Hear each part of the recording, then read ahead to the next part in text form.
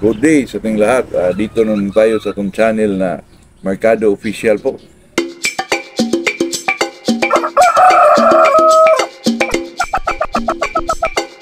Shout out muna tayo kay Rodel Medialdia from Los Baños, Laguna.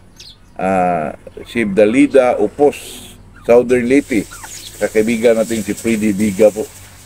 Dito naman ngayon kaibigan, ito naman sa ating channel na to ay pag-usapan natin itong, kasi ito naman mga kaibigan ay talagang comment ito, ginawa natin content. Itong ay 3 days bago ilaban ang manok, pailawan pa ba natin?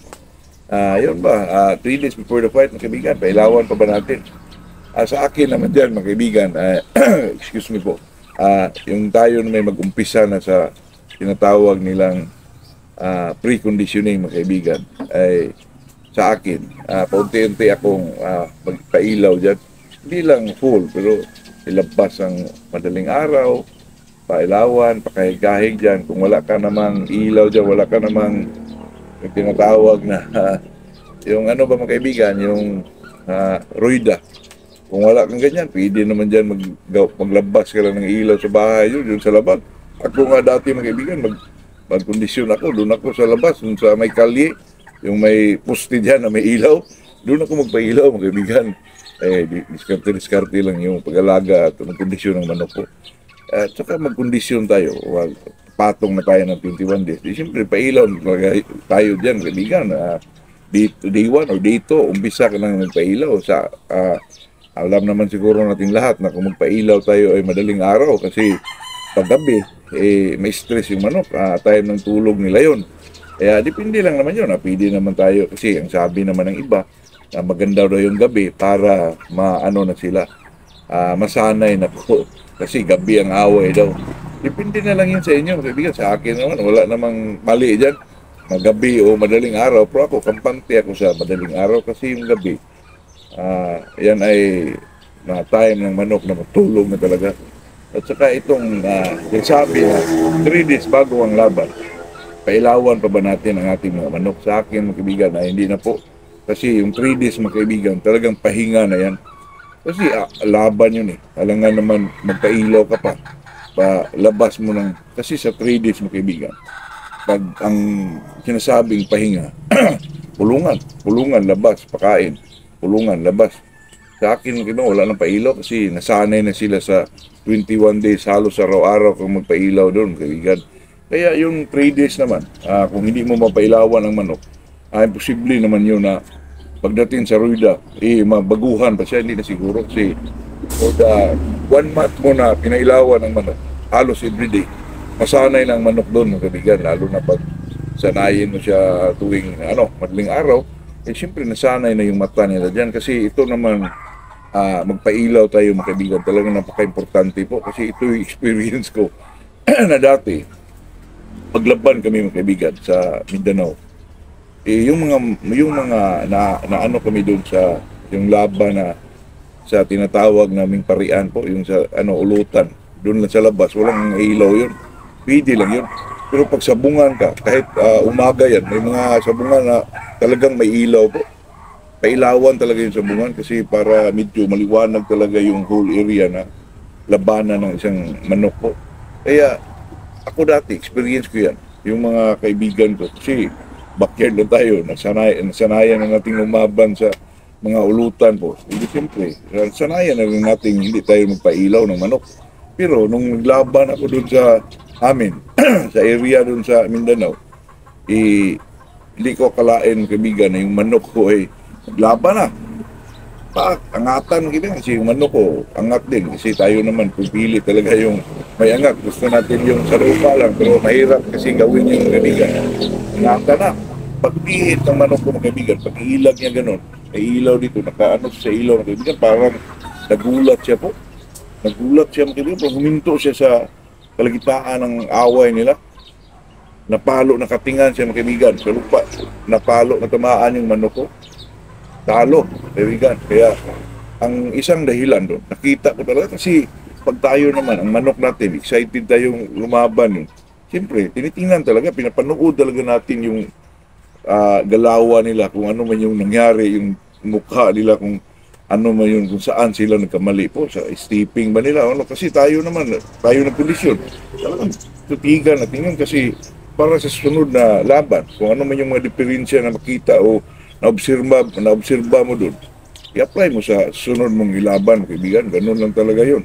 At saka, yung nakita ko mga kaibigan, talagang umano po siya, tumipingin po siya dun sa may ilaw, parang nasilawan siguro ng kaibigan. Talagang humihinto po. Parang natulala pa mga kaibigan, nakatingan siya. Patay. Kaya doon, yun ang nakita ko, na ilaw talaga, ang dahilan.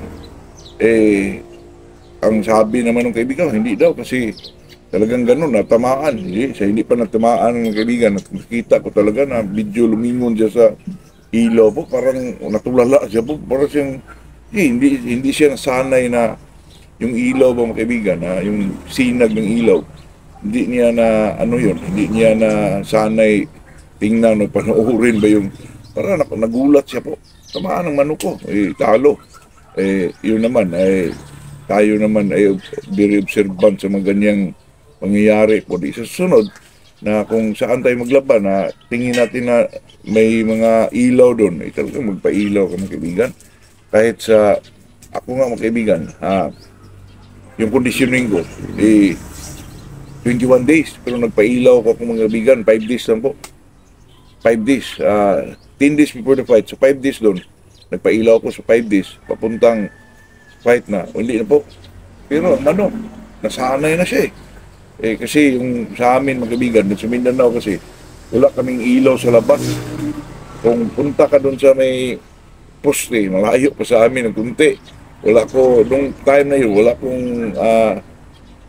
akong bakante na ilaw na pwede kong ilabas doon. Kaya, yung nakabili ako, 10 days, di siyempre, sa 5 days, magpailaw ka, sa 5 days din, ako, nagpahinga na ako, magpailaw doon sa 5 days kasi yung bumbilya ko naman kinuha sa kapatid ko, ginawa niyang ano doon, kaya 5 days na talaga, pero hindi naman napiktuhan ng manok ng gabigan. Parang nasanay na siya sa 5 days na yon.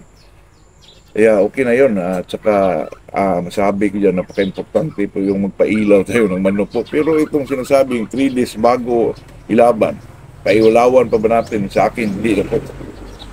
Kasi pahinga na nila yun pahinga sa yung mental nila, physical nila na katawan, kailangan ipahinga yun para ang manok paglabas ng kung ilaban naman natin, dalhin natin sa bungan, ay talagang 100% ready na siya.